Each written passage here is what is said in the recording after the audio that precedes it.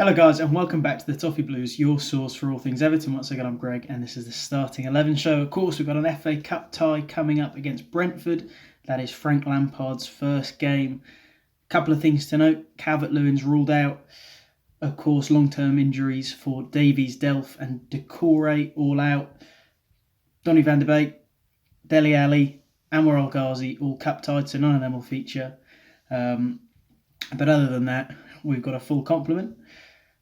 It's an interesting one. Always when it's the first game under a manager, especially when he's got such a restricted squad like this, you've got to come to the conclusion of what formation he might play with no real backlog of notes to look at. You've got to decide what personnel, and of course we've got a game coming up quite soon after in the week. I think we've now got 3 games in a week, so we've got to consider, will he try and rest some players? My sneaking suspicion would be that he will try and go for this one. It's always nice to start off with a win. He knows, and he's talked in interviews about how much silverware will mean to Everton fans, so clearly that's something he's connecting with. I think he will want to progress. That's not to say it's not a good opportunity for him to start that mantra early of playing young players and upholding his reputation of being someone that lets youth flourish. So I think we'll see a few young players in, but I think generally, considering all the injuries we have, we'll have a full complement. But because we've still got Van der Beek, Dele Alli to come back, Calvert-Lewin, Decore, it's still not a full strength team, whichever way you cut it. I'm going to say 3 in the middle for this one. I debated 2 in the middle, 3 in the middle. I think considering the personnel we've brought in, 3 in the middle will be what he goes with going forward. I think if you're going to start as you mean to go on, might as well play the formation now he intends to play and keep that as a culture through the club.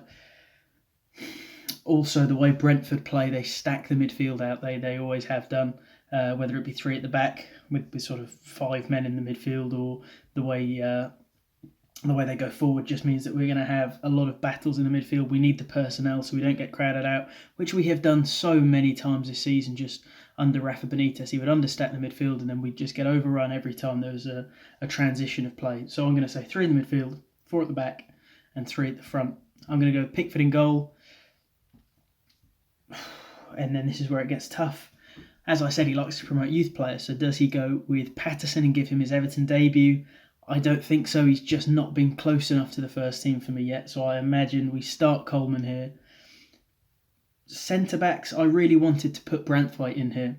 I think he is the player, this is just what I'm going to predict, that will flourish the most under Lampard in these early stages. For me, he's next at the door. He's next knocking for his place in the team as a youngster, him and maybe Nyango Dobbin as well. But for me, Brentford will benefit a lot. I think the weak register of players we have at centre-back currently leaves an opportunity for him to really, really shine this season. But I'm going to start with Mina and Godfrey as centre-backs. Could be Holgate, could be Keane. It's just for a fan of the club looking at it, that's our strongest partnership. Clearly, Duncan Ferguson didn't think so, and neither did Benitez, but just looking at the club, that should be the natural view of what the best centre-back partnership is. Left-back, I think we see Mikalenko. Good to see a left-back at left-back.